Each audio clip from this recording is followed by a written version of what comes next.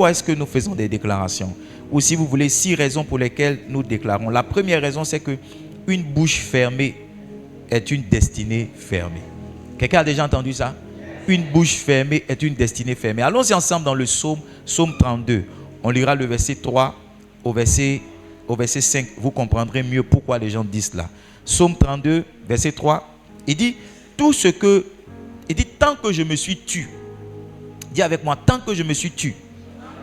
Maintenant, celui-là, le reste. Il dit, mes os se consumèrent. Je gémissais toute la journée. Car, nuit et jour, ta main s'appesantissait sur moi. Ma vigueur n'était plus que sécheresse, comme celle de l'été. Regarde le verset 5 maintenant. Il dit, je t'ai fait connaître mon péché. En d'autres termes, quand j'ai décidé de parler, je ne t'ai pas caché mon iniquité. J'ai dit, j'avouerai mes transgressions. Maintenant, lis avec moi la suite, s'il te plaît. Il dit, et tu as effacé la peine de mon péché. Rien ne changera dans ta vie si tu n'ouvres pas la bouche pour parler. Il dit, tant que je me suis tu, je gémissais dans la journée.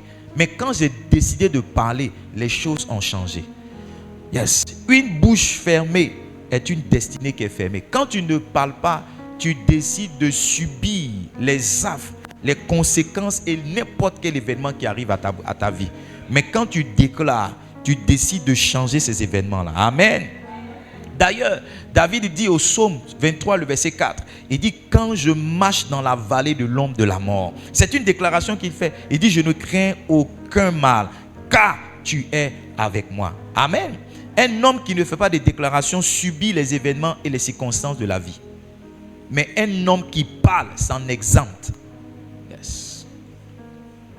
Il se soustrait de la généralité et des souffrances communes. Là où les autres souffrent, lui ne souffre pas. Alléluia. Deuxième raison pour laquelle nous faisons des déclarations, il faut écrire. Par la déclaration, on exerce sa foi. Donc je déclare parce que je crois. Marc chapitre 5, le verset 28.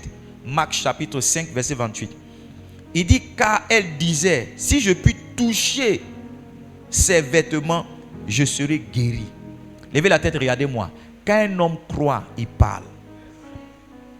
La foi, justement, l'un des moyens par lesquels la foi se déploie, c'est la confession ou bien la déclaration.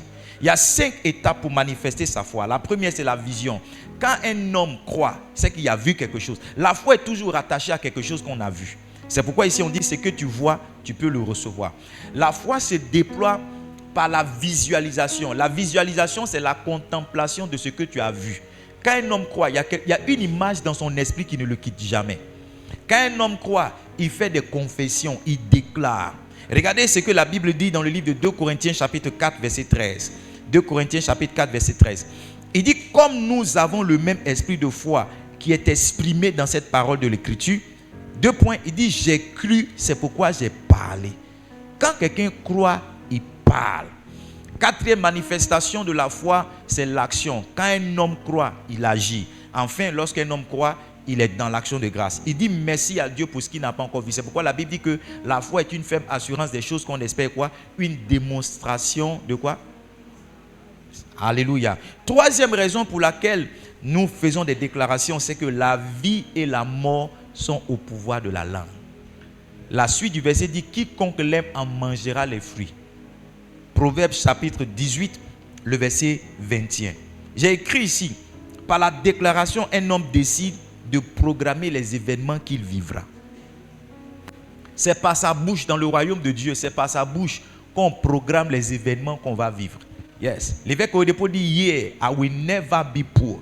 Oui, je ne serai jamais pauvre. Ce n'est pas juste une motivation, c'est une réalité aujourd'hui. Quand il le disait à l'époque, en 1992, il n'avait pas ce qu'il a aujourd'hui. Mais ce qu'il a fini par ressembler à ce qu'il disait il y a plus de 30 ans en arrière. Ce que ta vie sera dans 10 ans, dans 20 ans, 30 ans, c'est exactement ce que tu dis maintenant. Ce que tu manges est le fruit de ta déclaration. Ce que ta vie est le fruit de ta confession. Quand vous lisez la Bible, vous allez voir que Dieu a interdit à certaines personnes de parler d'une certaine manière. Par exemple, il a dit à Jérémie, Jérémie chapitre 1, le verset 7. Jérémie chapitre 1, le verset 7. Il dit, l'Éternel me dit, ne dis pas, je suis un enfant. Quand vous marchez avec Dieu, il y a des choses que vous devez vous interdire de dire. Dieu a dit à Jérémie, ne dis pas que je suis un enfant. Quand on marche avec Dieu, il y a des choses qu'on ne dit pas. On ne dit pas je suis malade. On ne dit pas je suis pauvre. Il dit que le pauvre dise je suis riche. Que le faible dise je suis fort. Il y a des choses qu'on ne dit pas quand on est dans le royaume de Dieu. Pourquoi? Parce que le mystère, c'est que la vie d'un homme s'aligne sur ses confessions et sur ses déclarations. Même quand tu sens certaines choses, interdis-toi d'en faire des déclarations. Même quand tu passes par certaines situations, interdis-toi de les décrire. Alléluia. Décris ce que tu veux et non ce que tu vis. Quatrième raison pour laquelle nous faisons des déclarations, c'est que Dieu confirme la parole de son oint. Dieu n'est mu que par sa parole. Dieu ne bouge pas parce qu'un homme pleure. Dieu bouge parce qu'un homme parle.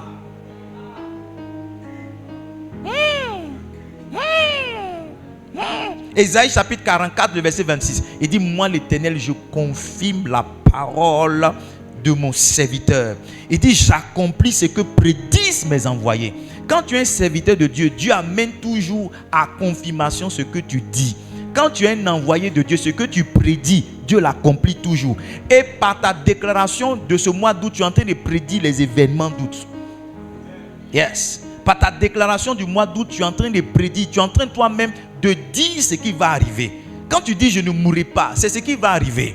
Quand tu dis je serai la faveur des hommes, c'est ce qui va arriver. Yes.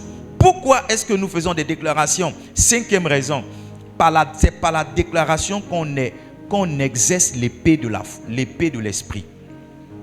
J'ai dit quoi? C'est par la déclaration qu'on exerce quoi? L'épée de l'esprit. En Éphésiens chapitre 6, le verset 17, la Bible dit, prenez aussi le casque du salut. Paul est en train de décrire ici les âmes spirituelles. Vous vous rappelez? Toujours le verset 17, il dit, et l'épée de l'esprit qui est la parole de Dieu. This is the sword of God. Amen. En anglais on dit word, but the word is also the sword. Ça veut dire que la parole est aussi l'épée. Si ça c'est une épée, comment est-ce que tu travailles avec l'épée? C'est en déclarant la parole. Que tu sors l'épée de son carquois, si je peux dire ça comme ça, de son fourreau, et que tu la mets justement en exercice. Quand Jésus a été confronté par Satan dans le désert, qu'est-ce qu'il a dit? Il n'a passé son temps qu'à dire, il est écrit.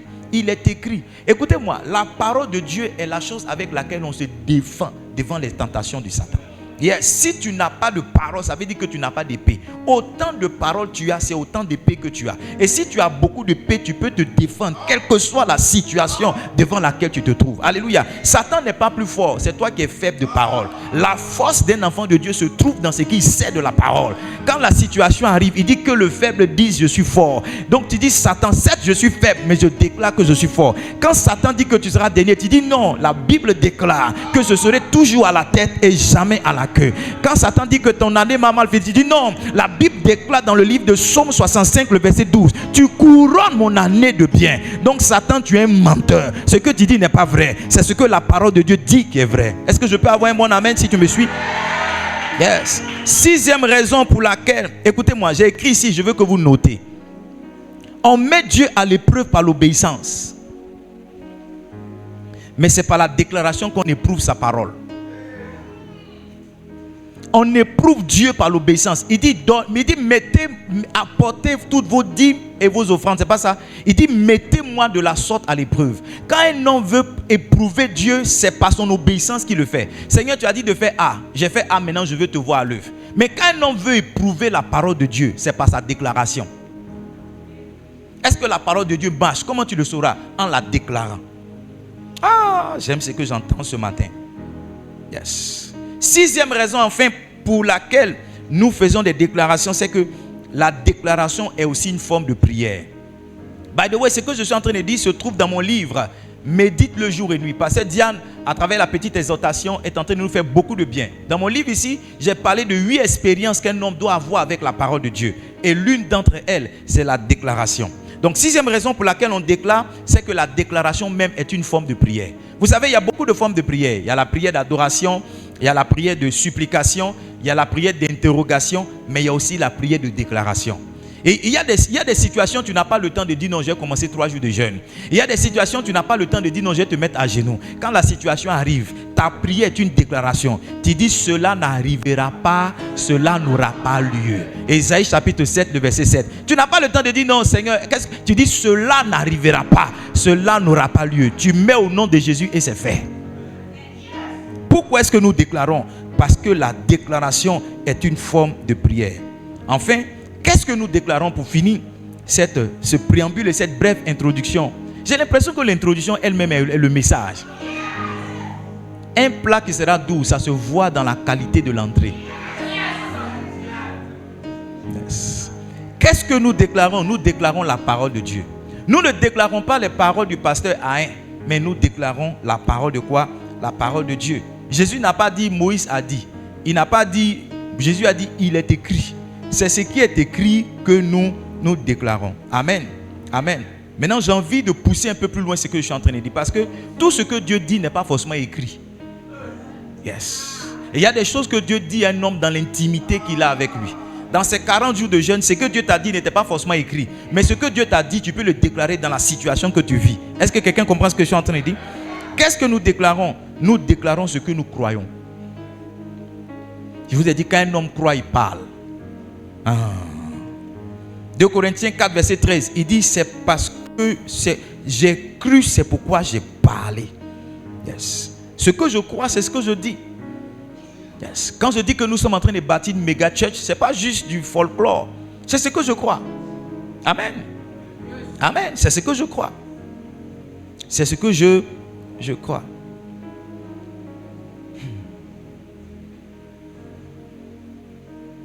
Enfin, qu'est-ce que nous déclarons? Nous déclarons les promesses et les prophéties de Dieu. En Habakkuk chapitre 2, le verset 2, il dit, l'Éternel m'adressa la parole et dit, écris la prophétie, grave-la sur la table. Pourquoi? Il dit, afin qu'on la lise couramment. Yes. Nous déclarons les prophéties de Dieu. Nous déclarons les promesses de Dieu. Alléluia. Est-ce que quelqu'un peut se tenir debout encore avec moi et dire, Seigneur, je crois en ta parole.